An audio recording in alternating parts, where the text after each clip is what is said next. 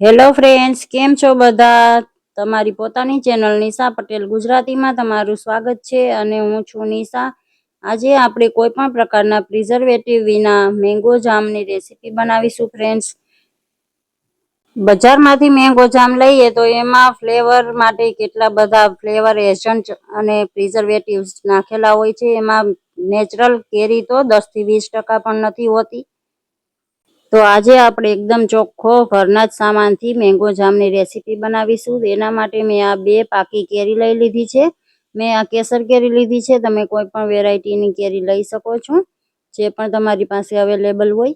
સારી રીતે પાકેલી કેરી આપણે યુઝ કરીશું ફ્રેન્ડ્સ. અને આને તમે ટેક્સચર પણ ઘરે આપણે બનાવીએ તો આપણે જેવું પસંદ હોય એવું મનપસંદ રીતે રાખી શકીએ છીએ. તમને કેરીના ટુકડા આવે એવો એટલે કે ચંક્સ વાળો જામ પસંદ હોય તો તમે આ રીતે ખાલી ટુકડા નાના નાના કરીને જામ બનાવી શકો છો.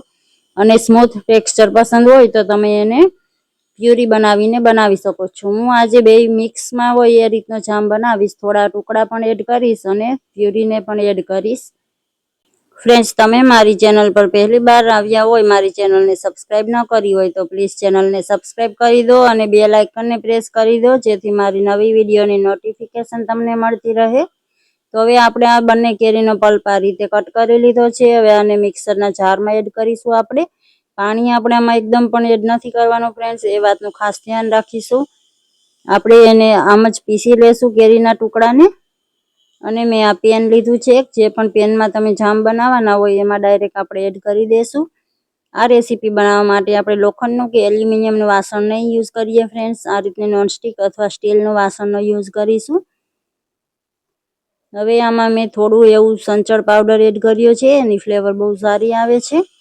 અને હવે મીઠાશ માટે મેં આમાં 4 મોટી ચમચી ખાંડ એડ કરી છે. તમે ખાંડની જગ્યાએ મિશ્રી કે સાકર કંઈ પણ લઈ શકો છો. 4 મોટી ચમચી એટલે કે 1/4 કપ જેટલી મેં ખાંડ એડ કરી છે. હવે આ 1 નાની ચમચી એવો લીંબુનો રસ એડ કર્યો છે. એનાથી ફ્લેવર બેલેન્સ થાય છે અને જામ બની ગયા પછી એમાં સુગરના ક્રિસ્ટલાઇઝન નહીં થાય, એટલે કે ખાંડ જામશે નહીં પાછી. હવે આ થોડા મેં નાના નાના કેરીના ટુકડા કરી લીધા હતા, એ પણ એડ કર્યા છે. બધું સારી રીતે મિક્સ કરી લેશું. જેમ જેમ ખાંડ ઓગળશે એમ આ મિશ્રણ થોડું ઢીલું થઈ જશે. તો આ રીતે ગણતરીના જ સામગ્રીમાંથી જામ બનીને તૈયાર થઈ જાય છે ફ્રેન્ડ્સ. તમે આને વધારે ક્વોન્ટિટીમાં બનાવવા માંગતા હોય તો એ રીતે બધી સામગ્રીની ક્વોન્ટિટી પણ તમારે વધારે લઈ લેવાની છે. હવે આ મિશ્રણને આપણે કૂક થવા માટે રાખી દીધું છે. આ રીતે આપણે એને એક ધારું ચલાવશું ફ્રેન્ડ્સ. તમારી કેરીમાં ફ્રેન્ડ્સ વધારે પડતા ફાઈબર એટલે કે રેસા હોય તો તમે આપણે જ્યારે પલ્પને મિક્સરમાં પીસ્યો હતો ત્યારે એ પ્યુરીને ગાળીને પણ લઈ શકો છો. જેમ કે આપણે આંબલીની ચટણી વગેરે ગાળીએ છીએ એમ એકવાર પલ્પને ગાળી લેવાનો અને પછી તમે એનો જામ બનાવી શકો છો. આ રીતે મિશ્રણ ઘાટું થઈ ગયું છે, તમે જોઈ શકો છો.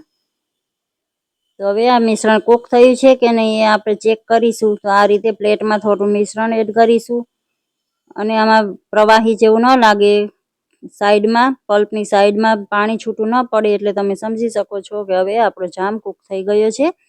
આ જેમ જેમ ઠંડો થશે એમ એ ઘાટું થઈ જશે. તો હવે આને ઠંડો થયા પછી આપણે આ રીતે કાચના કન્ટેનરમાં ભરી લેશું. હજી મેં આને ફ્રીજમાં રાખ્યો નથી ફ્રેન્ડ્સ, હું તમને રૂમ ટેમ્પરેચરનો બની ગયો ત્યારે જ બતાવી રહી છું. હજી તમે આને ફ્રીજમાં રાખશો એટલે સારી રીતે સેટ થઈ જશે. તો ફ્રેન્ડ્સ, તમને મારી આ મેંગો જામની રેસીપી કેવી લાગી? સારી લાગી હોય તો લાઈક કરી દો. તમારા ફેમિલી અને ફ્રેન્ડ્સ સાથે શેર જરૂરથી કરજો. અને એકવાર ઘરે બાળકો માટે આ રેસીપીને ટ્રાય પણ જરૂરથી કરજો ફ્રેન્ડ્સ. મારી અત્યાર સુધીની રેસીપીસમાંથી તમને સૌથી વધારે કઈ પસંદ આવી એ પણ જરૂરથી જણાવજો. Thank you for watching.